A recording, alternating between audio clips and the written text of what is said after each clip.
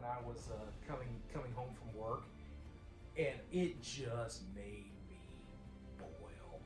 So much so that I felt inclined that I had to, regardless of the hour, set up and shoot a quick video on this. I can't even recall her name because honestly, it doesn't really matter. And I would research it, but I don't know if you can see me pressing on the button. My tablet not passed away. It died. It died. I was actually working today, so it had a job to do, and the battery didn't hold out on it. But anyway, so this lady, all I can tell you about her is she's Joe Biden's ambassador to the United Nations for the United States. That's all I can tell you about her. Truthfully, I don't know her name. And really, I don't know that I care to know her name. I should, but I don't. But I do remember this comment, and her comment was, before the United States can join the UN Human Rights Council, we must address our own flaws. White supremacy, ...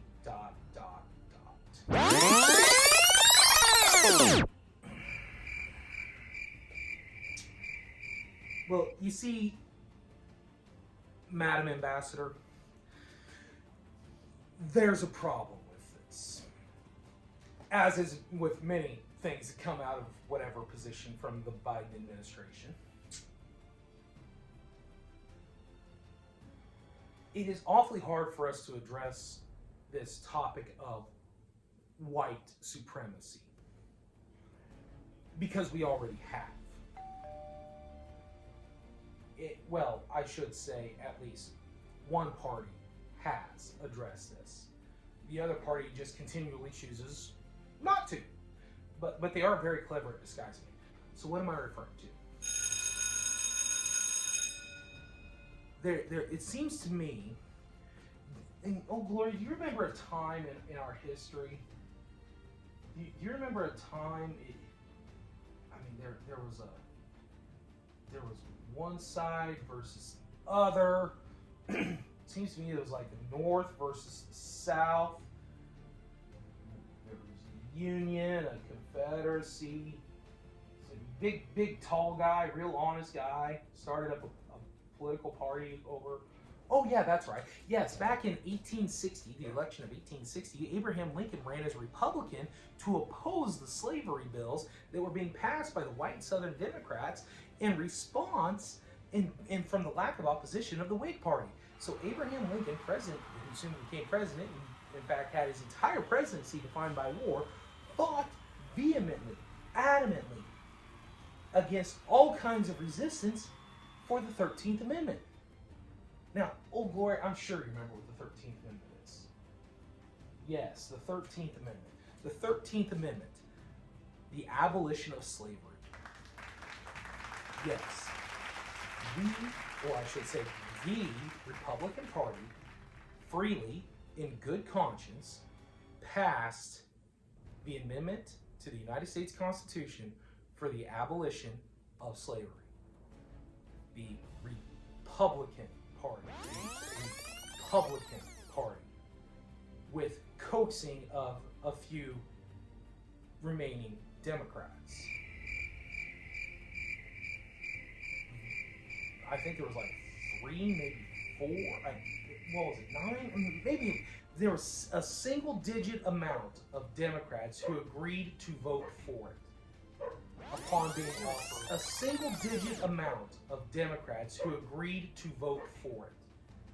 Upon being offered various cabinet positions after they were being replaced in Congress or something of that nature. But anyway, point being is they had to be coaxed into passing. There was a single-digit amount of Democrats who agreed to vote for it upon being offered. And then there was the 14th Amendment,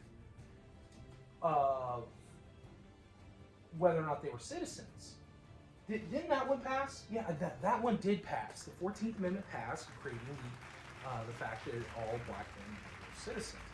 And then there was the 15th Amendment, which said all citizens of age had the right to vote, with the one exception, which then in turn became the 20th Amendment, the suffrage amendment, for the abolition, or the suffrage of women, I should say.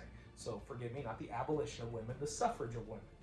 So the problem is, Republicans have voluntarily addressed white supremacy. Democrats have not. And I seem to think that it wasn't until a lot of flaring up of Democrat speech and getting up in their face and all this other kind of stuff that all this came about. Whew. Man, we're not even at day 100. Wow. So, before the United States can take a role in the Human Rights Council for the world and be a leading example for the world, we must address our own flaws. The only flaw that I see at the moment is really Democrats being elected. That's the only flaw I can see at the moment, but isn't that kind of what comes along with being a democratic republic? So, anyway, it would be awfully nice for Democrats to quit playing these games just to stay in power, it seems like. So, anyway, guys, ladies, gentlemen, viewers, please share with me your thoughts. Share with everyone else your thoughts. Subscribe, share, all that kind of fun stuff. Until our next video, guys, may Patriot Fever consume everyone.